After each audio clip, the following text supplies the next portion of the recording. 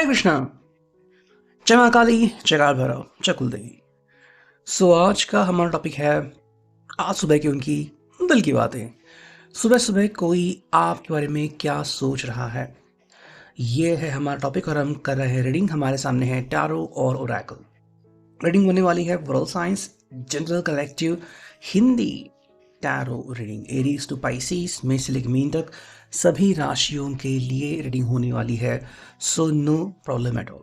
बाकी as per your situation, आपकी परिस्थिति के अनुसार कुछ बातें, बहुत सारी बातें, कुछ कार्ड्स या बहुत सारे कार्ड्स आपके साथ रेजोनेट कर सकते हैं। इस बात का ध्यान रखें। ये किसी का भी पर्सनल रीडिंग नहीं है, जनरल कलेक्टिव रीडिंग है, ठीक है। बाकी टैरो के जो कार्ड्स है वो स्ट्रेट और रिवर्स दोनों तरफ से आ सकते हैं। तो करते हैं रीडिंग की शुरुआत। हमने चुना है ये टैरो, कहते हैं कार्ड्स को शफल। देखते हैं आज हमें क्या कार्ड्स मिलते हैं।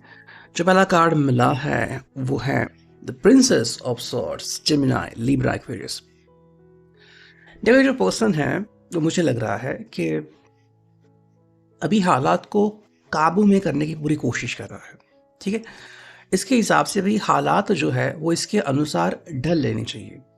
कई बार हम हालात के तरफ देखते हुए खुद को ढालते हैं। ये पर्सन हालात को बदलने की चेष्टा कर रहा है। इनके लिए काफ़ी इंपॉर्टेंट है कि इनकी बात सुनी जाए।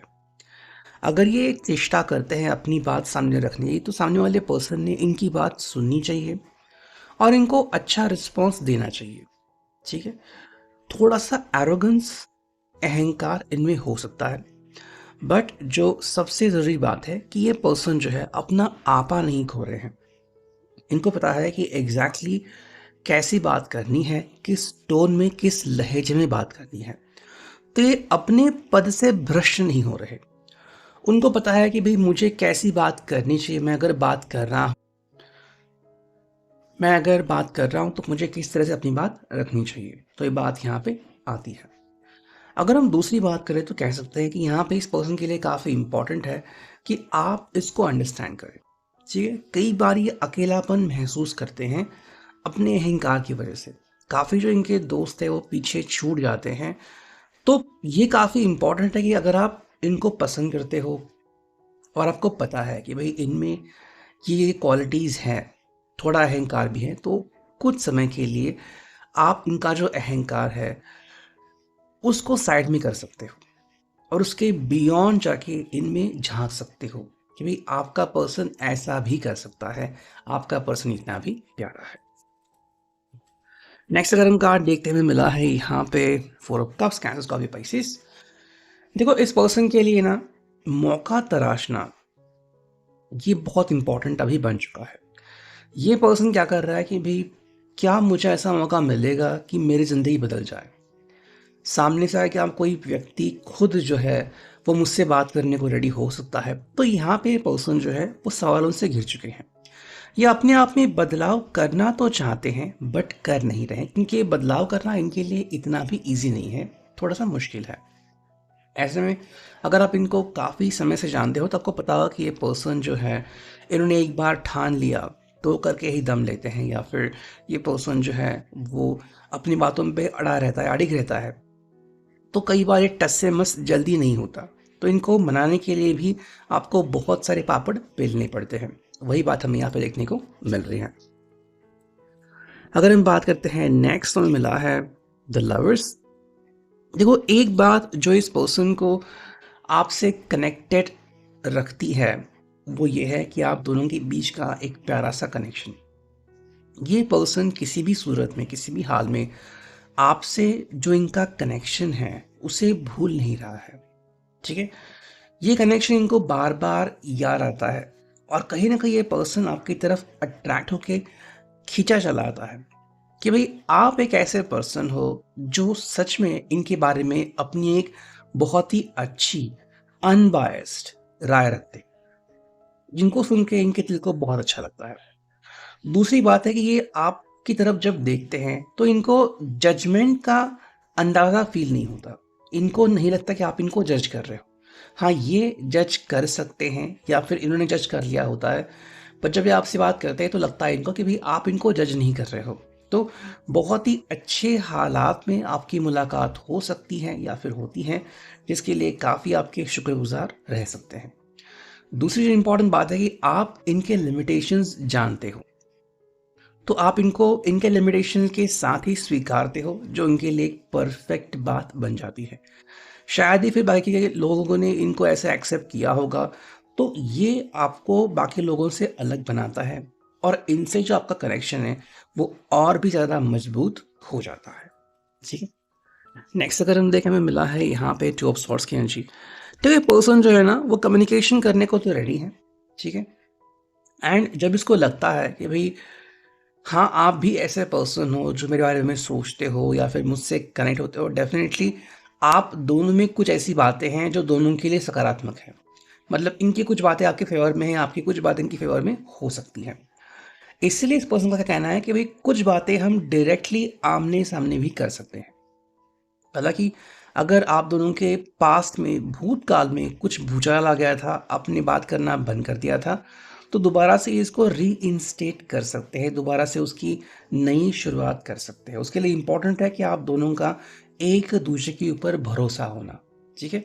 अगर आप भरोसा करते हो, तो सच में आप जो है, वो ऐसा कुछ करके दिखा सकते हो कि दोनों का दिल जो है, वो आपस से बाग-बाग हो जाएगा।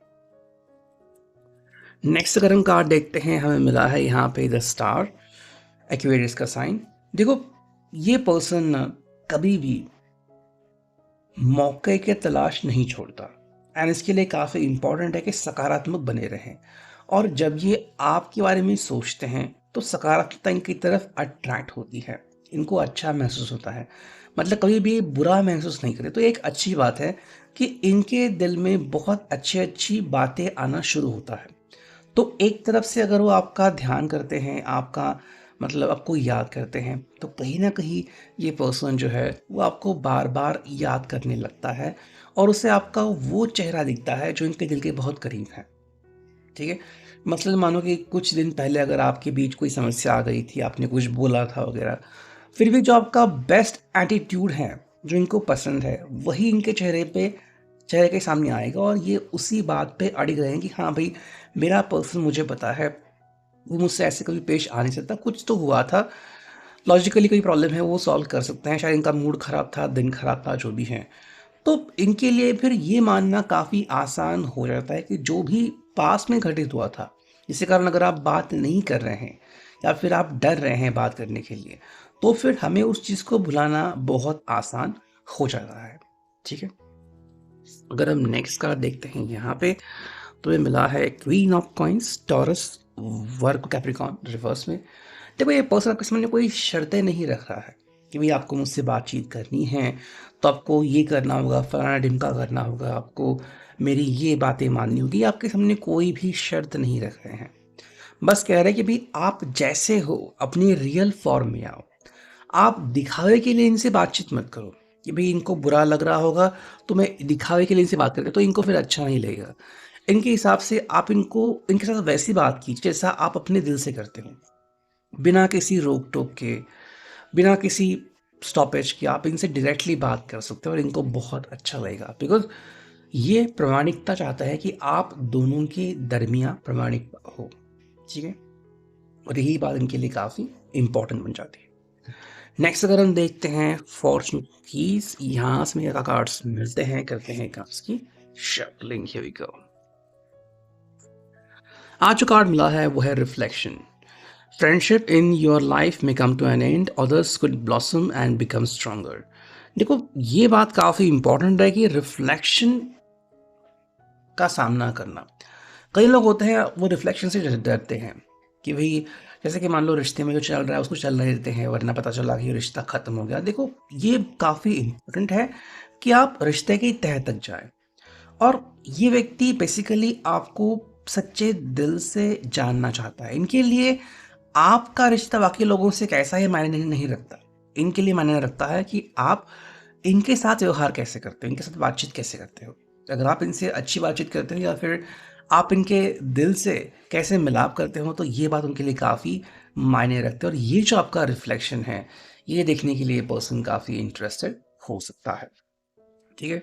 नेक्स्ट अगर हम बात देखते हैं यहाँ पे स्टारलाइट की तरफ से एक कार्ड चुनते हैं, हमें कौन सा कार्ड मिलता है, करते हैं कार्ड्स की शफलिंग। Here we go.